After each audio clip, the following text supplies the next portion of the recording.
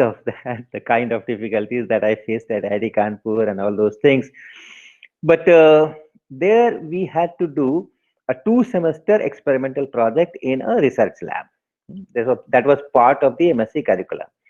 That in the third and fourth semester, we had to do a 2 semester lab project in some research lab. So that means generally students will go to some supervisor and then get into that lab, and PhD students will be there, or senior students will be there in the lab doing that research. And then you learn all those techniques. You learn the techniques which researchers use. So that is the theme of that particular experimental project thing. Now, when I went there in that lab, I knew nothing much about. Although at Patna Science College, I had done experiments in my BSc days, and the lab was very good, and I always enjoyed doing experiments. So it was not anything difficult for me. But a research lab is different from a college lab. Okay, because in college lab, a teaching lab, the things are all standardized. Things are all standardized. You know what to do, and you also know what should be the result. You have to do it skillfully. So in the college lab, you learn to do the experiments skillfully. But in the research lab, it's very different game. You have to really make your instruments. You have to design your instrument. You have to conceive what kind of instrument is needed for that particular research. And so that's a different, totally different game. So I was not really skillful to, and that is why the experimental projects are given, so that students understand what a research is and how research is done. All right. So when I started there, interacted with them, and started going to the lab and talk to the people, I came to know that that was 1975. Remember, 1975. So the computers were not very common. At whole IIT Kanpur, we had one computer center. At no other, no other office or on no other table, you will find a computer. Right? So there was a computer center. The entire institute activities, computation activities was there in that center. So those were the initial days. That is the stories are also very interesting. We used to punch cards and then stand in long queues to submit our program, and the next day after 24 hours we will go to collect the output, and then in the output we will see that there was some error in the programming and my program did not run, and the next opportunity will be after 24 hours again we will be submitting. All those stories are there, but that apart. So in my laboratory, which was Mossbauer spectroscopy, the data collecting, nuclear physics data, normally you don't have 10 readings or 15 readings or 5 readings. It's always in hundreds, 512 or 1024. So those kind of data points are there when we do the experiments, especially in that Mossbauer spectroscopy lab. Each experiment will take maybe 12 hours or 20 hours or 15 hours, like that. And in that, all those nuclear events will be recorded in some electronic form. And in my case, that 1975, there were always 512 data points. Then when you fit the function in those data points, those functions used to have sometimes say 12 peaks or maybe 20 peaks or 15 peaks or 17 peaks, like that. That was the order. Okay, and each peak is in fact a different spectrum, a totally different function, and it was superposition of those 20 functions which was finally given that through that data. So if you plot the data, or those 512 data points, and then see the shape of that graph, and then you try to find that how many functions are there which are superposed to give this particular graph, and then for each function there are several parameters. For each function, there are several parameters which define that function. So what are the values of that those parameters? For example, if it is an ellipse, then what is the semi-major axis? What is the semi-minor axis? Then what is the orientation of this major axis? So all those parameters will define ellipse. So for each function, you have so many parameters, you have some 15, 20 functions. So you can imagine how many parameters are there in that.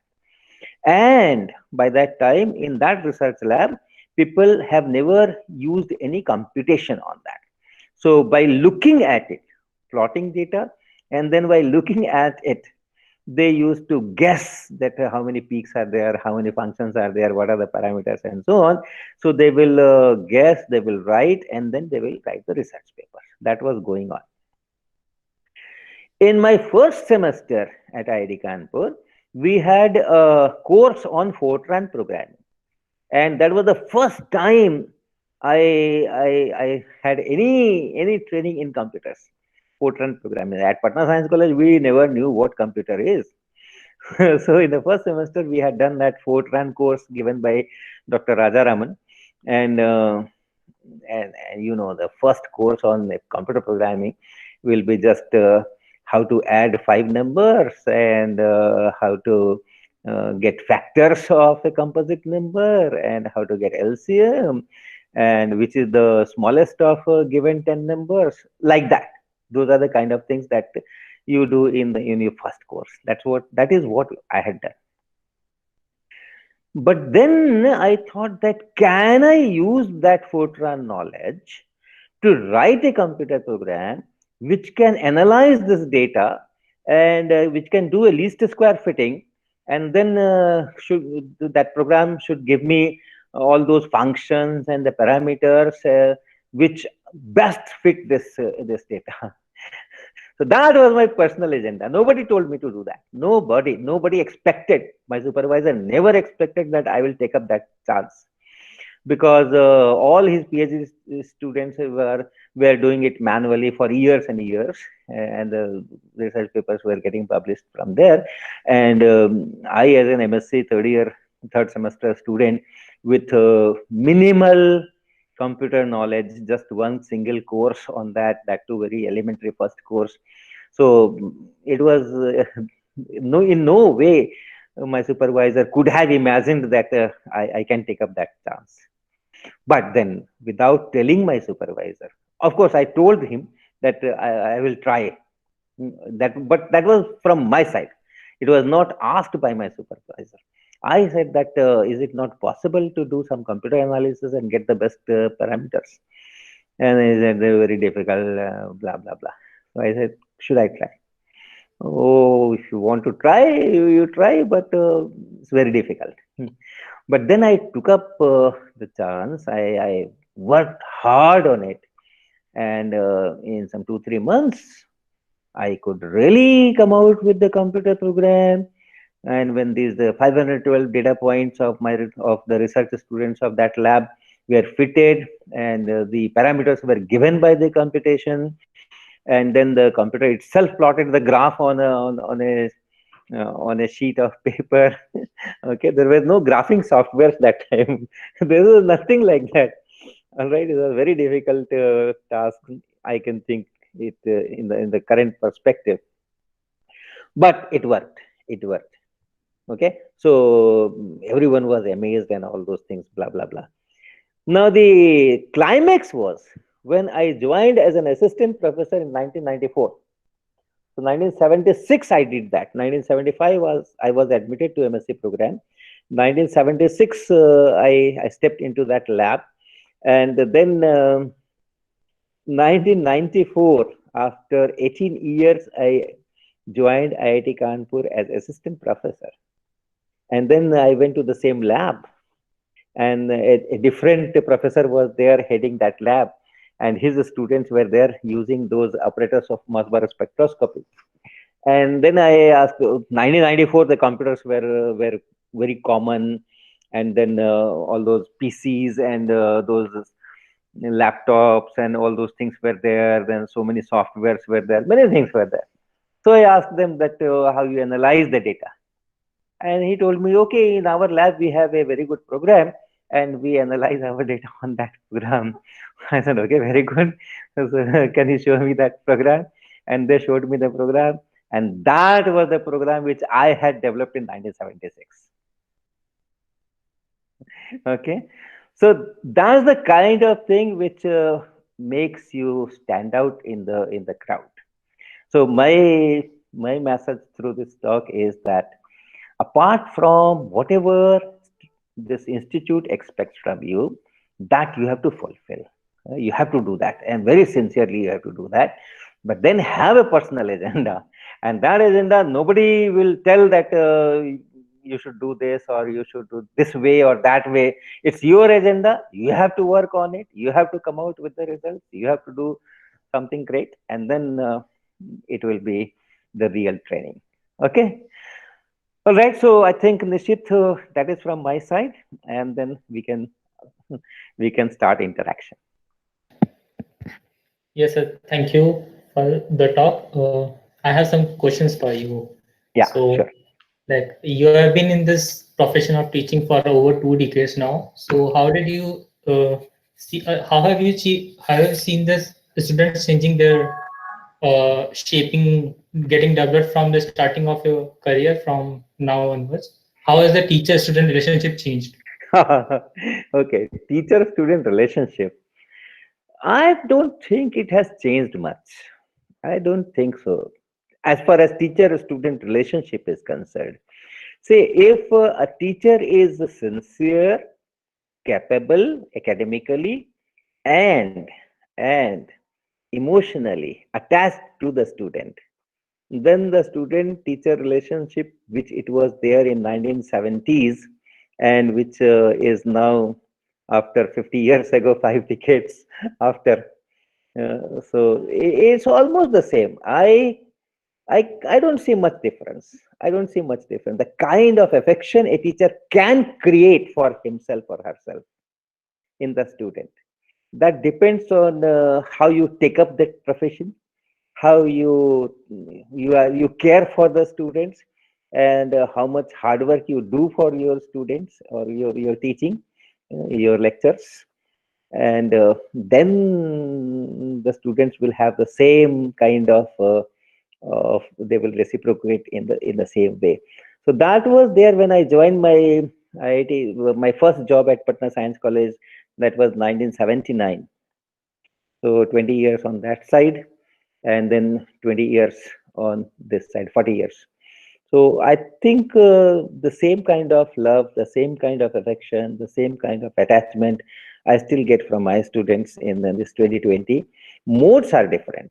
Okay, the modes are different.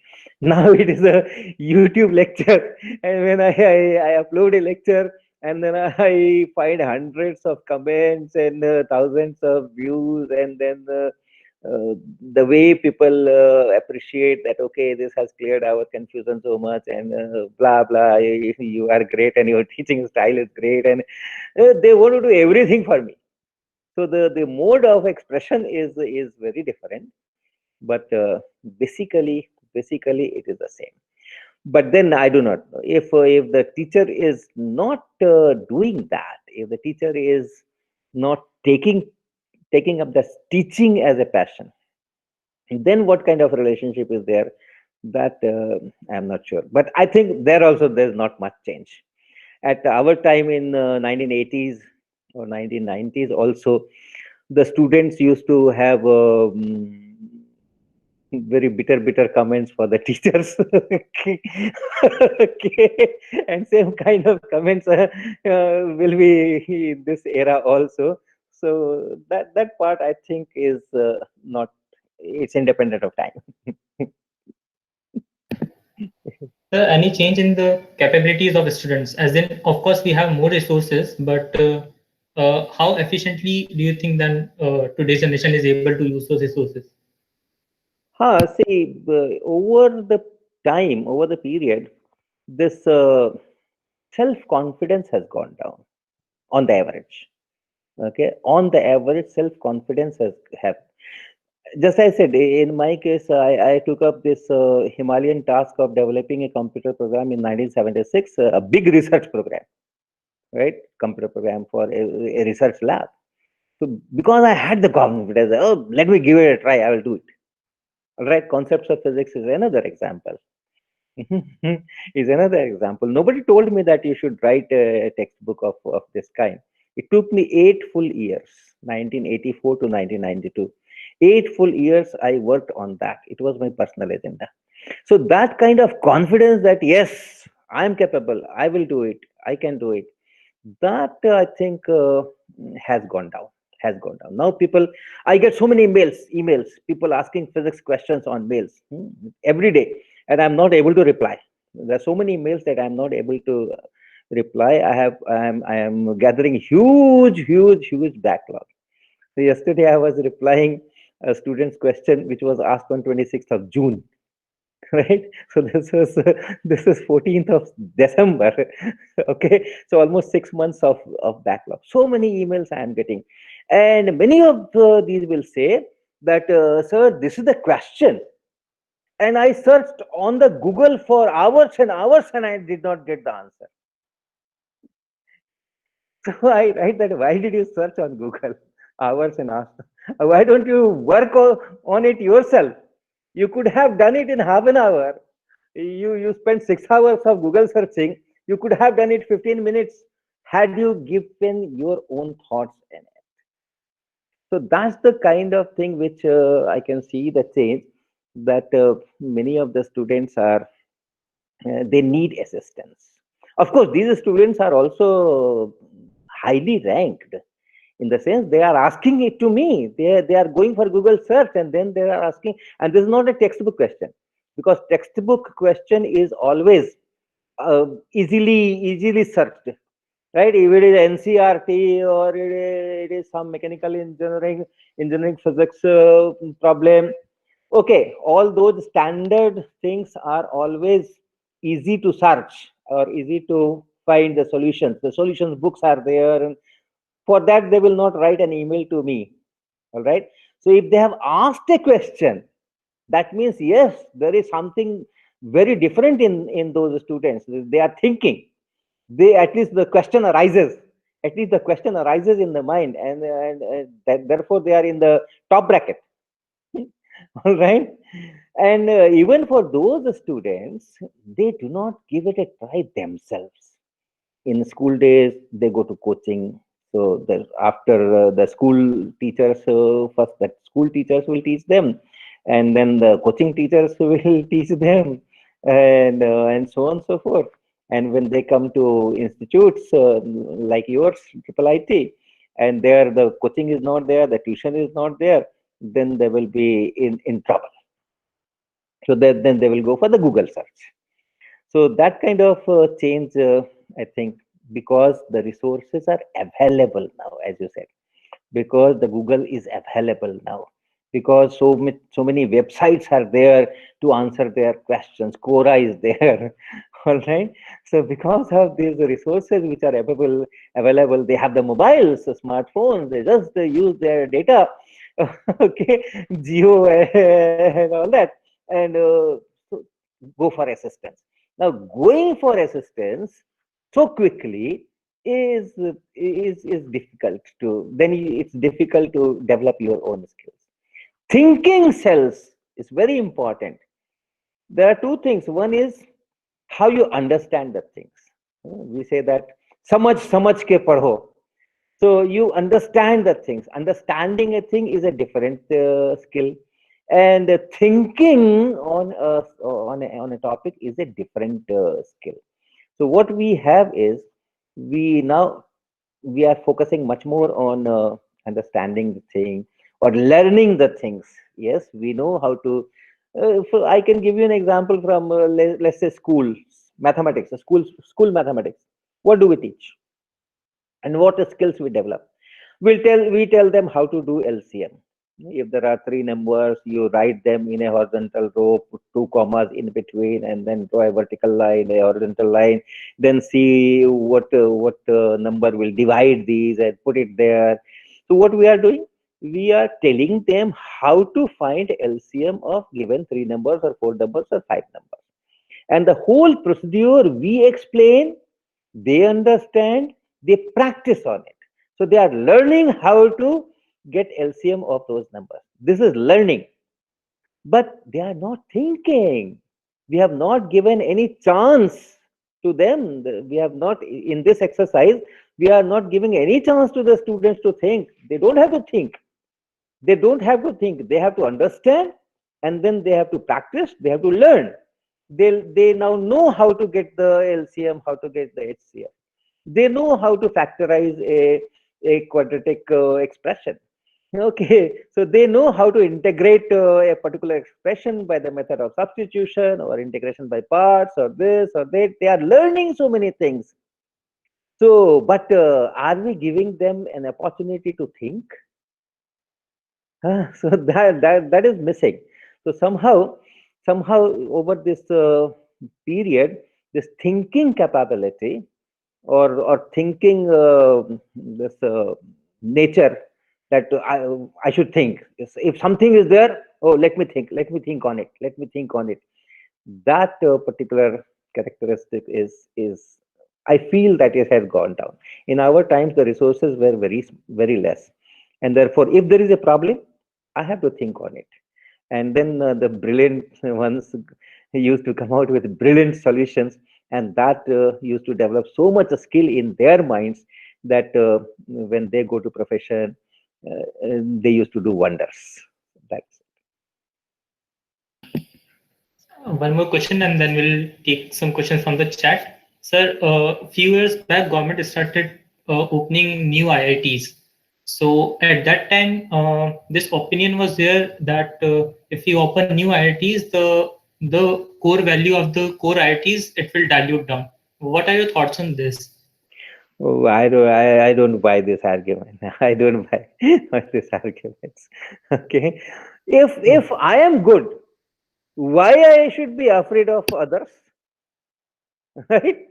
If I am capable of doing something, I have my strengths, and that is not going to be diluted. So, what is going to be 100 kilometers from me, or 1,000 kilometers from me, or 500 kilometers from me? That doesn't make any sense. Hmm? That doesn't make any sense. All right. So since those are also IITs and mine is also IIT, so if the IIT, if that IIT does bad, then my IIT is also will be rated less. All these things tell that I am not confident of my work. I am not confident of my IIT. I am not confident of my structure, the kind of value system that we have developed, the kind of work culture we have developed, the kind of faculty we have, the kind of faculty recruitment policies we have. If those, I have confidence, if I have confidence in that, then really doesn't matter. Don't, there's an advertisement. What is that? Don't judge a book by its cover. Okay, so don't judge by an IIT by the name IIT. It's for a new IIT, it's for an old IIT. Don't judge an IIT by the name that it is IIT. Okay, judge it by the content, judge it by the kind of research, judge it by the kind of technology leadership it provides. So I don't think there's any problem in opening new IITs or calling them IITs. I am IIT, and these new institutes, they are also called IITs. So they may be motivated by this name that okay, we are IIT, we have to work, we have to keep the flag high, right? But I cannot be demotivated. I cannot be demotivated if there's something, some other institute is called IIT. Fine, call it IIT. So that will be my take. We'll take some questions from the people who have raised hand. After that, we'll discuss national education policy. So, Abhishek Singh, so you can unmute and ask the question. Good evening, sir. Good evening. Sir, just like you said that you upload lectures on YouTube and there is a very different experience with the students there. and we took last 2 semesters online only. So I would like your thoughts on what do you think about online system of learning? A very, very relevant question, Abhishek. Thank you very much for asking this. See, I had some experience even before this pandemic.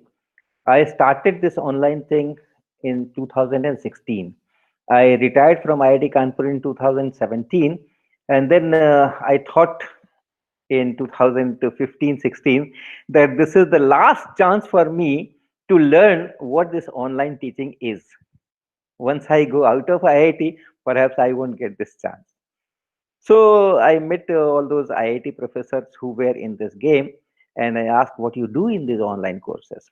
And then they told me, they guided me that, okay, it goes this way, that way, and so on, so on. So 2016, I gave my first online course, and that was learning physics through simple experiments.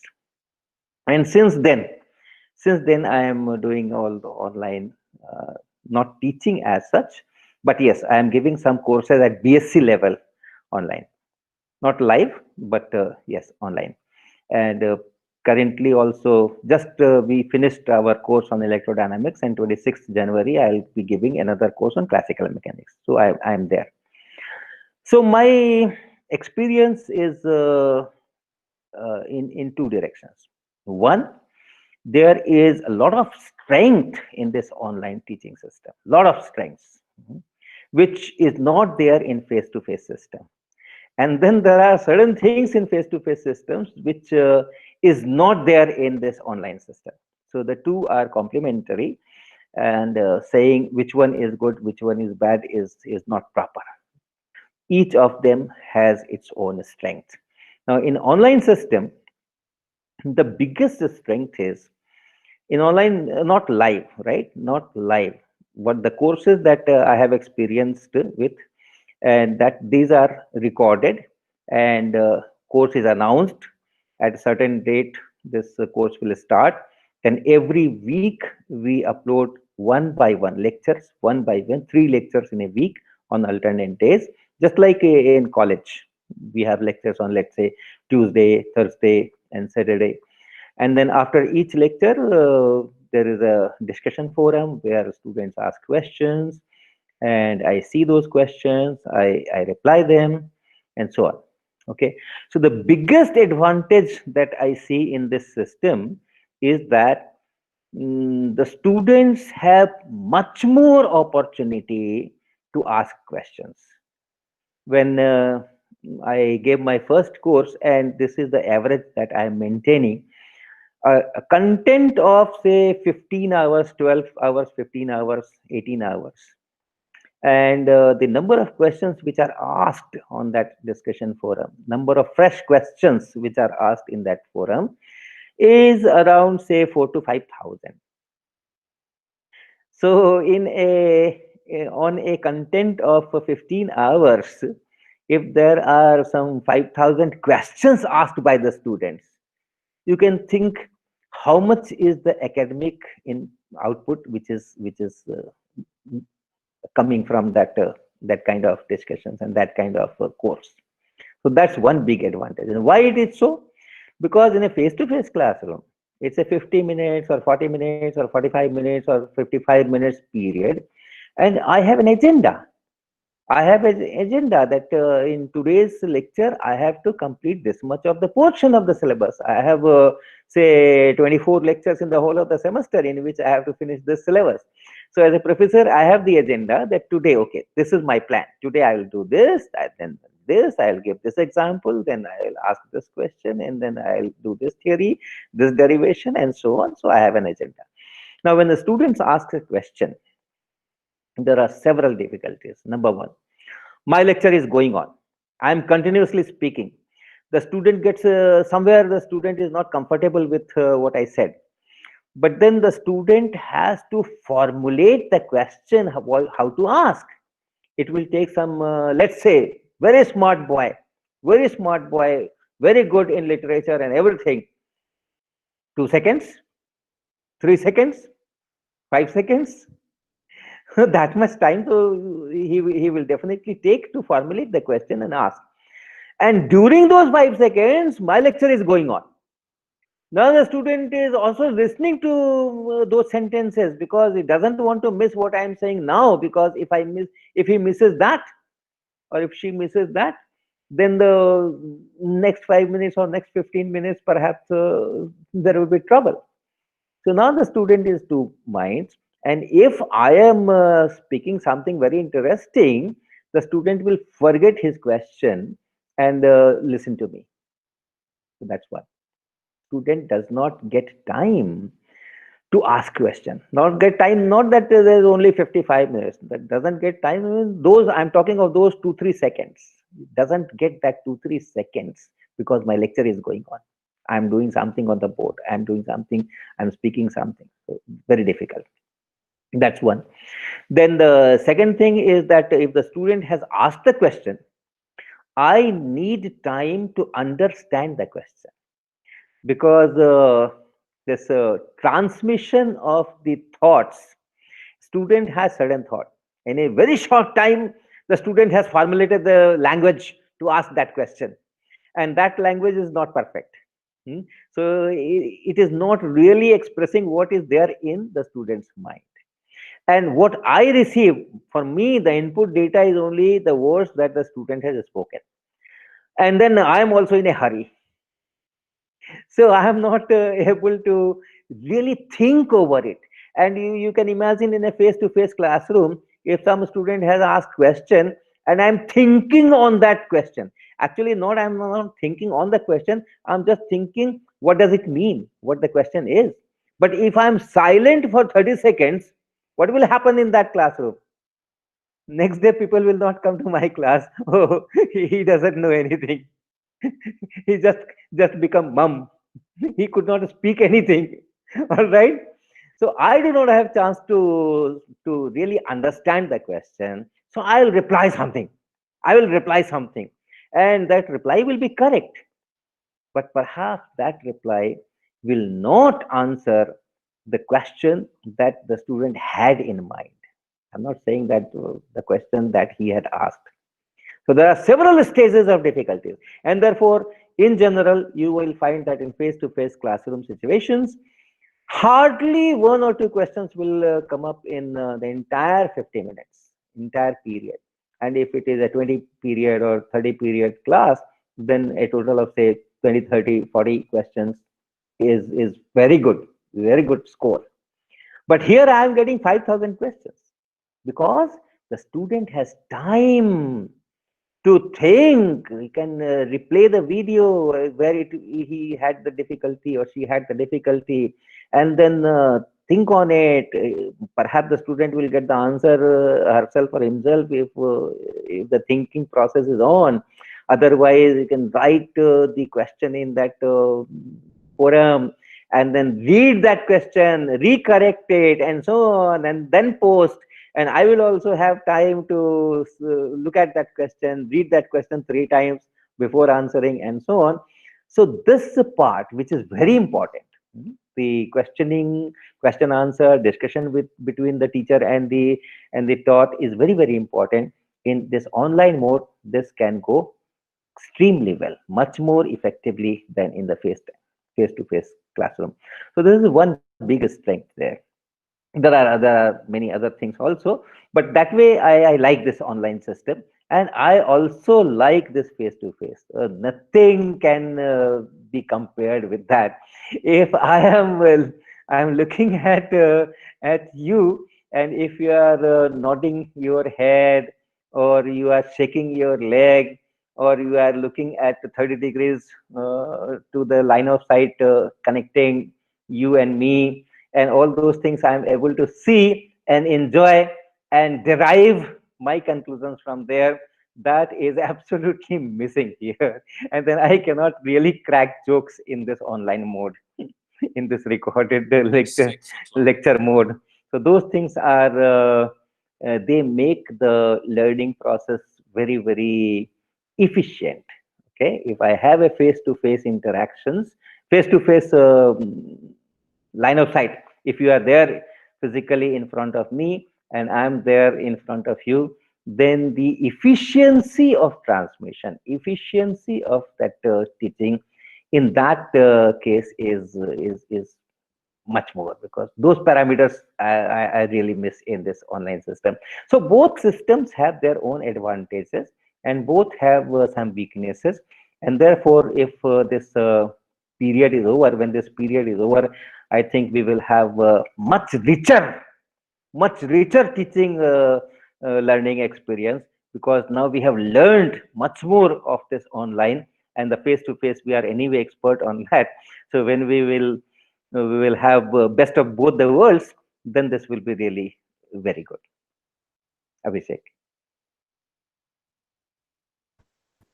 Thank you, sir, for your thoughts. Yeah. Okay, so we'll take one more question from Nitish Kumar. Nitish, you can unmute and ask. Hello, sir. Nitish here from CSE third year. Yes. I want to know what was the main triggering point in your mind that took you to write your book. Like, tell us something about your books. Yeah, yes, sir. I want to know it, because it's you know all, what, in class 12th and class 11th, when I was solving this book, I was like, who wrote this book? And then then I saw that H.C. Verma. Okay, then I had I had that thing in mind that I have to ask this. What was the main stuff was going on in your mind? Okay, I have to do something to the story. I have to write the book. right. So tell It us is something about that. always, yeah, it is always very enjoyable to have memories of those days, 1984 to 1992. I had joined Patna Science College in 1979. And in that college, I had studied my, it was not called plus two, but at that level, and BSc, 3 years BSc from that college, right? And in same college, I became lecturer in 1979.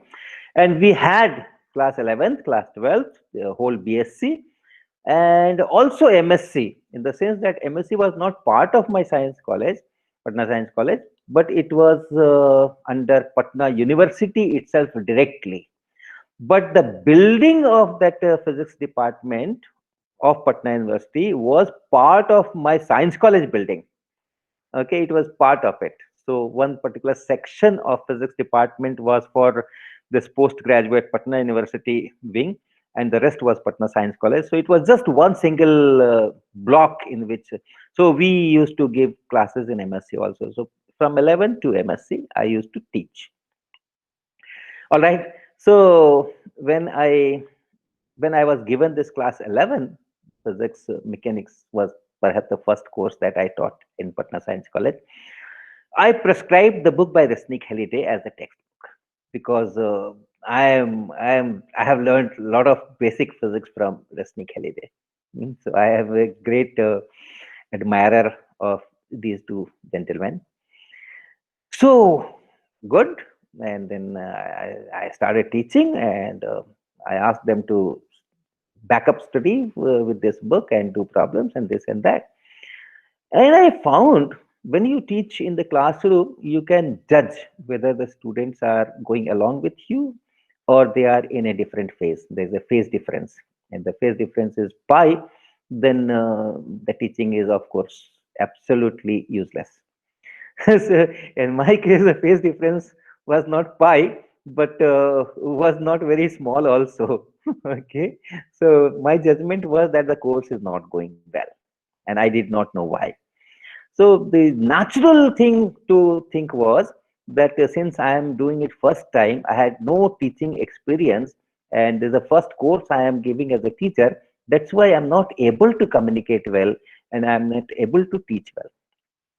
So next time when I got a course in this 11, 12, I again tried with Resnick Halliday as textbook. And again, this time I was very conscious.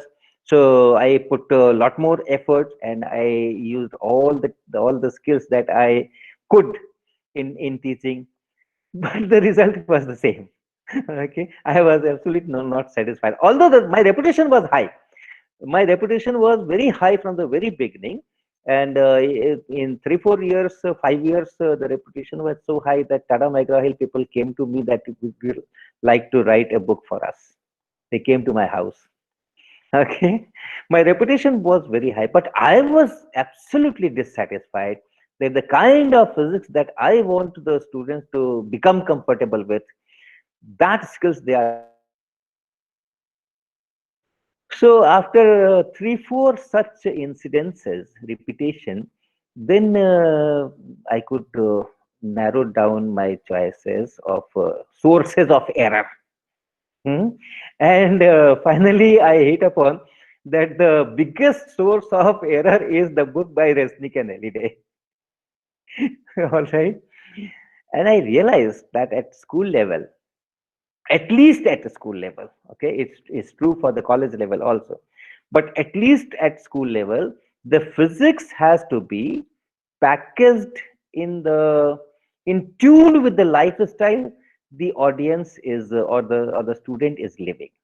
So I have to understand the lifestyle of the student, what the student has been doing, what is the family structure, and what kind of cooking fuel they are using, what kind of vehicles they are using, what kind of games they play, what kind of festivals they celebrate. So that lifestyle I should know, and my physics delivery should be in tune with that. The textbook should also be in tune with that. That was my conclusion. Okay, so this is answer to your question. When I reached this conclusion in about 4, 5 years, then it was absolutely known to me that there is no such textbook in India which is tuned to an average city of Indian lifestyle. Since I was at Patna, so Patna is not a big city like Bangalore or like Delhi or Bombay. So Patna is a say average kind of B city, you can say. And then the students which we used to get at Patna Science College were not mostly from Patna, but from the villages, from the smaller places in Bihar, Champaran and Muzaffarpur and Siwan and those kind of places, Gopalganj, because all the brilliant students used to dream for getting admission in Patna Science College. And the brilliancy is not confined to big cities, and especially when those kinds of resources of coaching institutes and facilities were not available, then it was more evenly distributed in smaller places and bigger places, right? Artificially the bigger places cannot dominate if you don't have resources, because resources can be, if the resources are there, then the people with good economic background and all those things can avail more facilities. But if those things are not there, then it's more evenly distributed. So we used to get very good students at Patna Science College, but then their lifestyles were of a kind of small city and no textbook available there. And that prompted me, if this is the reason of physics not being is not reaching the minds and hearts of the students, and they are not developing their skills in physics, then there must be a textbook which is written in a style of an average Indian family. So that prompted me to take up this challenge, personal agenda once again. And then I worked on it. So many iterations, and finally it was published in 1992. And I never knew, I never knew that it will be welcomed so much in the physics community, as if they were waiting for it for centuries. And the moment it was there, and I was so new. Today, many people know me, but that time, 1979, I joined. 1984, I started working, and 92, this book was published. And I was confined to that Patna Science College only. There was no internet things, or no Google, or no YouTube, or no Facebook. So, how a person from Bhopal will know who is H.C. Verma at Patna Science College? But in 1992, when the book got published, it spread so quickly all over the nation. In just 3, 4 years, it was available in Arunachal Pradesh and Cochin and Hyderabad, very remote places. So as if people were really waiting for it. Now when I read the concepts of physics, I think that to how stupid I was to write such a bad book. I could have done a much better job. So that's the answer to your question. Okay, so basically, so you found one gap and then try to fill, Right. try to, Exactly. yeah. And Exactly. so one more question, like, do you now think that you have to reinvent your book? Like, I told you now when I write, now when I read, see, it was published in 1992. Okay, from 92, you can see how many years, 28 years have gone, and in these 28 years, I have been teaching all the time. All the time I had been teaching. All right, and when I am teaching, I am developing my teaching skills. I am understanding my students better. I am understanding all their actions better. Now I know in a much better way that what will go to the mind and what will not go to the mind, and what will appeal and what will not appeal, what will go to the hearts, and kind of experiments that can be done without any special apparatus, and which can demonstrate, which can show, which can convince, which can give faith into the physical concepts. And there are so many experiments that can be done at your own home with your home apparatus and in concepts of physics. I have not used that. All right. So today, if I write a book, I will definitely say that you can do, you can learn this refraction of light using your drinking Bisleri bottle and so on and so forth. So yes, very much, very much. In these years, I have learned much more from my students, and those things. If I write a book now, I'm doing it in Hindi. I'm doing it in Hindi. I have the first part of that book called Bhautiki Ki Samajh is already in market. It was published, I think, in 2018 or 2009. Yeah, 2018, I believe. So that will have much better flavor than concepts of physics. All right. yes. I'm working on part two, and hopefully in another year, perhaps from now, Okay. that will also be there. Thank you, sir. Thank you so Yeah. much. Okay. Sure. Thank you. Okay, so we have some questions on national education policy. Like this is like a landmark decision or the new education policy, because the next time we might be witnessing it might be like 50 years from now. So what are your expectations from NEP? How it will like develop other things? See, I have not really studied that. Okay. Number one, I have not studied that. Number two, I am not capable of studying that. Teaching is a different story, and formulating a policy is a different story. So I am perhaps not very competent in that second part. Number two. But then, whatever it is, of course, I know a little bit of it from here and there. I listen to expert comments and other things, but I won't go into that because deeply I cannot make comments, right? But whatever that, any policy you make, any policy, the best policy, whatever is possible you make, it has to be transmitted to the students through teachers, through resource persons who create the content, who implement that policy. And my apprehension is that our faculty at schools and colleges, they have to be tuned to this new policy.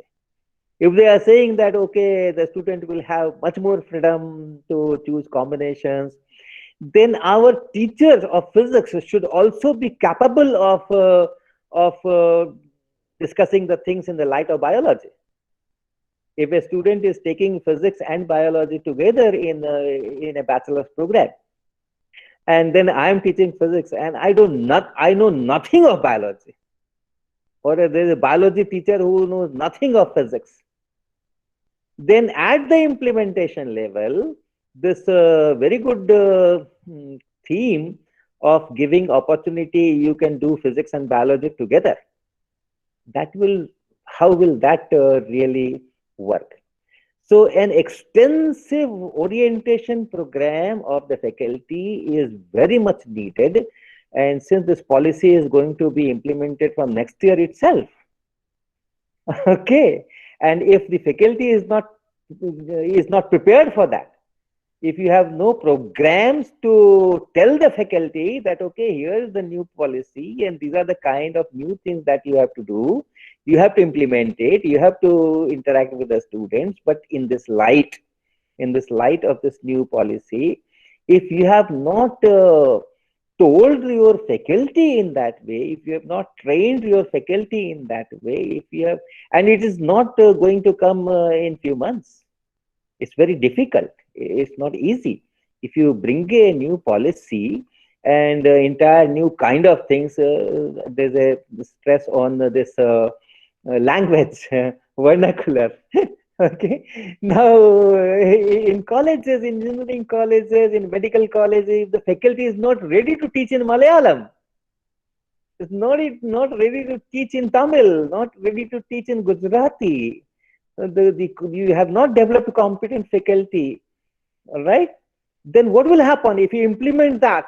Okay, from next year, there will be, all the courses will be in the vernacular. So in whatever region you are situated, correspondingly, the lectures will be delivered in those languages. But then, do you have the best faculty, the capable faculty who are good in that language and good in that subject? So this is the thing which I'm little bit worried about. And actually, the ideal thing would have been that you make a policy, prepare your resource person, get ready for that, and then implement. But here it's reverse. It will be implemented, and gradually faculty will learn. And if in 2-3 years the results are not there, people will start criticizing that is a useless policy. The earlier thing was good, and blah blah blah blah blah blah blah. So that is my apprehension. Otherwise, the kind of things that I listen from the experts about this NEP looks good to me.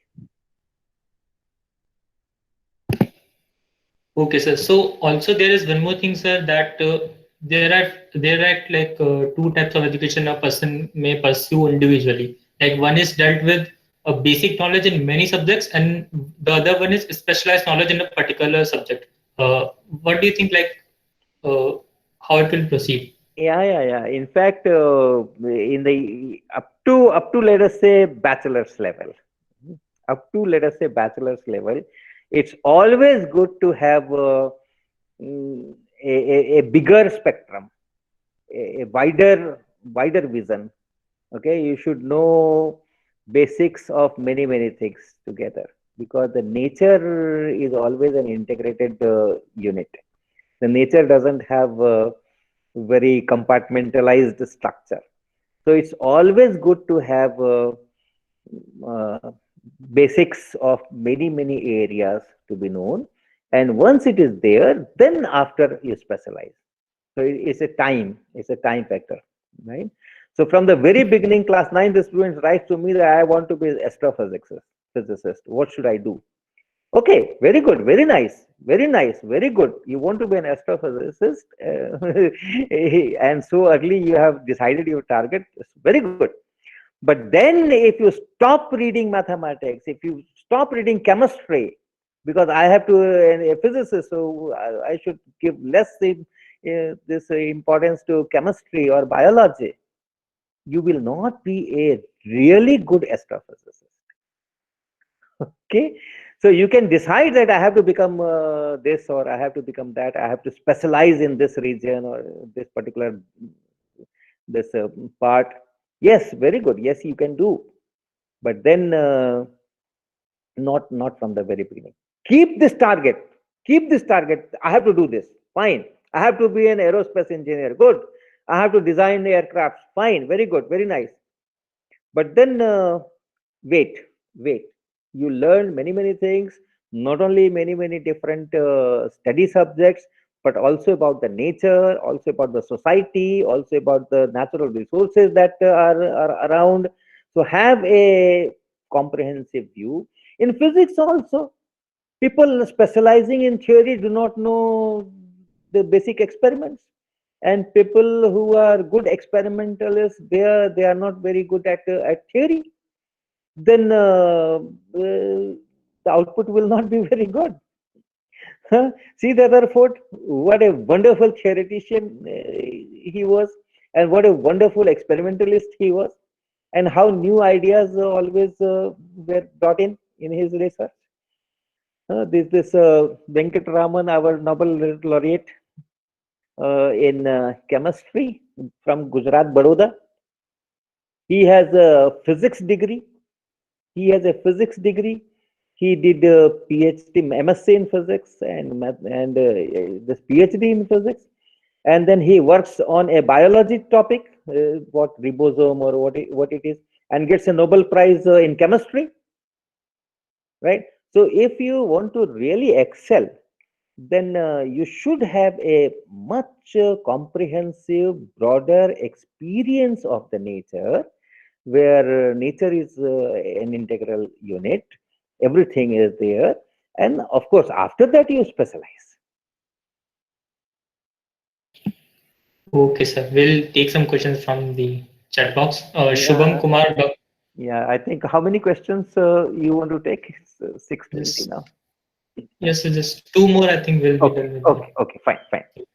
Shubham Kumar Bhagat, you can unmute and Yes, Yes, sir. Good evening, sir. Good good evening, evening. sir. Yeah, good evening, Shubham.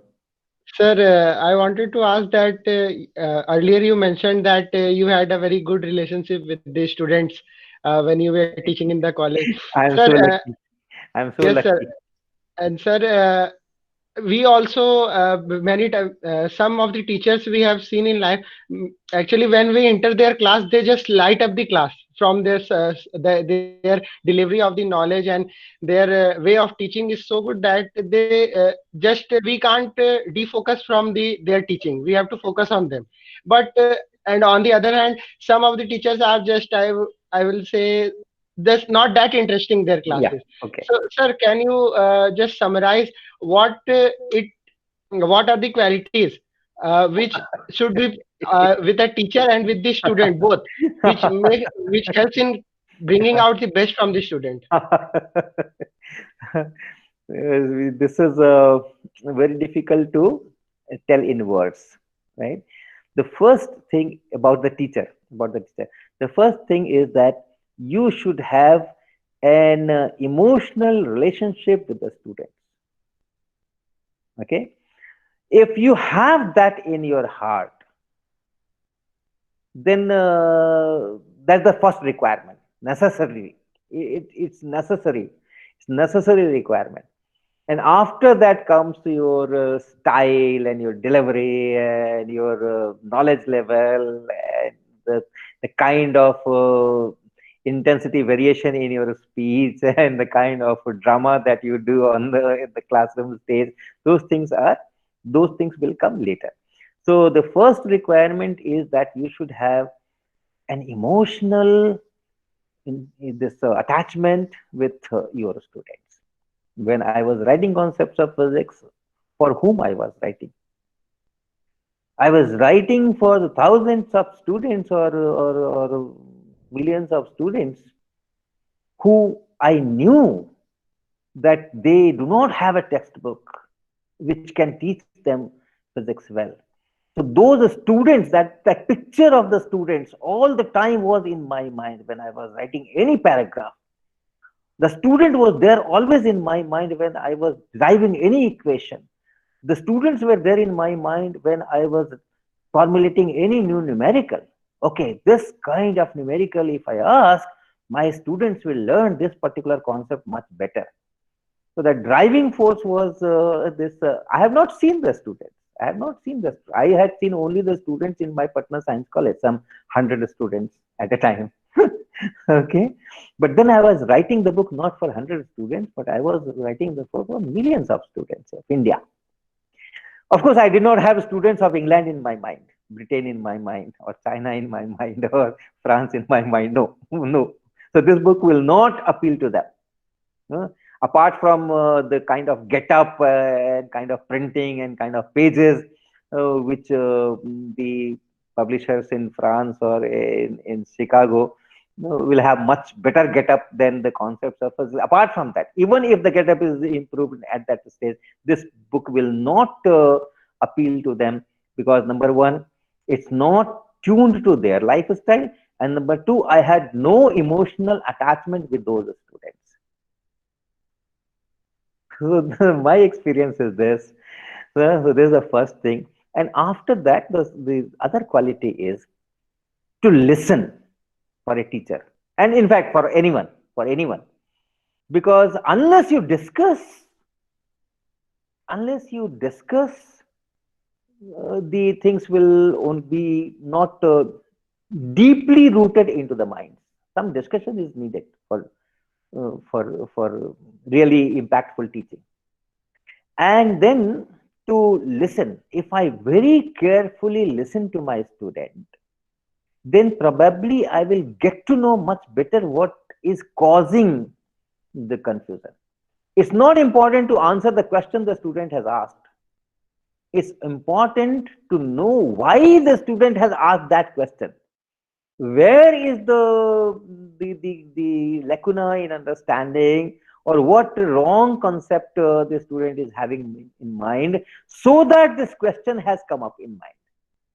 So unless I know that, and unless I hit upon that, answering just a question and not knowing the root cause of that question, why that question came to my mind, that will not be very effective. So those things are developed over the period of time, and how passionately you are developing yourself in teaching, how passionately you are loving your students, and you are monitoring their progress, and you are taking their feedbacks.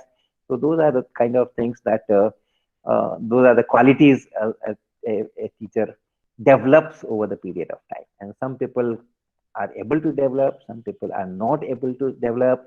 Some people do not have this on agenda. Okay, the people who have this on their agenda, some of them are able to develop it much more, and some are not able to develop it to that extent.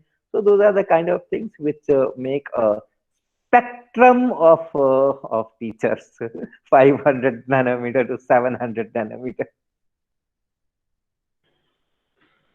Okay, sir. And sir, also I had asked what you expect from the student side, means to make out the best of it. I do not expect anything. It's my responsibility.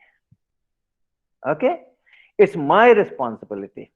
If the student is not paying attention to me, it's my responsibility how to deliver my lecture so that the student pays attention to me. So I do not expect much from the student, but okay, I do expect that the students should come to my classroom, right, sit there and listen to me. But I'll make the student listen.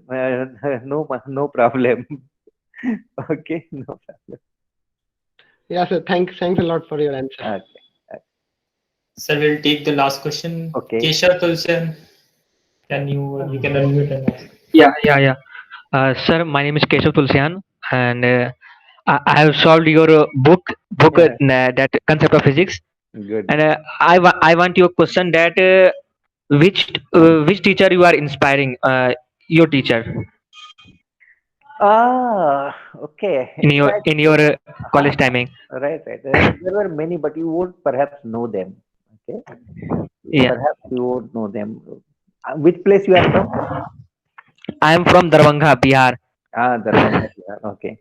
Yeah. So I studied in Patna Science College, my say +2 level and bachelor's, and then at IIT Kanpur MSc and PhD. And before that, my schooling was in Patna, Ram Mohan Rai Seminary most of the time, and then TK Ghosh Academy for 1 year. Last 10th, I did from there.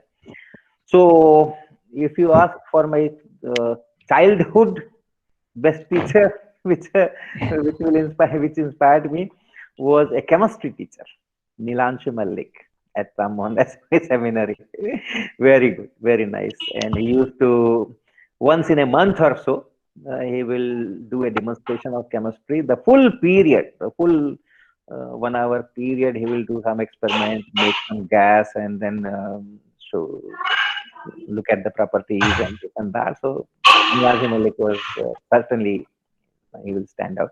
And at Patna Science College there were many. In fact, Patna Science College there were many. There was Dr. Shokeen Singh was there, Ram Bahadur Singh was there, then Aseshwar Prasad. There are many teachers in mathematics department. I had excellent teachers there.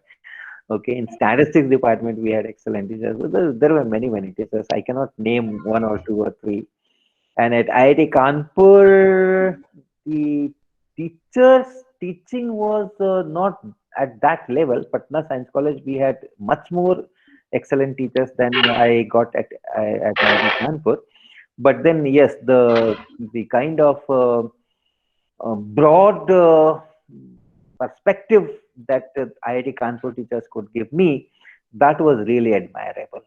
That was really. If I evaluate a particular class, one particular class, on the average, Patna Science College classes will be rated much more higher than the IIT Kanpur classes. But then the very big contribution in my career of IIT Kanpur is that they taught me how to think in a much broader way than the question is asking. Okay. Okay. Thank you, sir. Good. Sir, before ending this seminar, can you suggest us with some books which you recommend or shape our personality? There are so many books nowadays on shaping the personality, but maybe Yes, maybe what you you like the most? like a physics person, I can recommend. Surely you are joking, Mr. Feynman. Okay, there's a book with the name Surely You Are Joking, Mr. Feynman. Read that, you will enjoy. Okay, sir. Thank you for your Okay. time. That was Okay. really helpful. Thank you very much. Yes. Thank you very much. Thank you to all students who have participated in this discussion, all who have joined this webinar. Thank you, Nishit. Thank you, Triple IT Priti. And thank you, all the coordinators. Thank you very much for giving me this interaction. Thank you, sir. Okay. Thank you, sir. Thank you, sir. Thank you so Thank you, much. sir. Thank you, sir.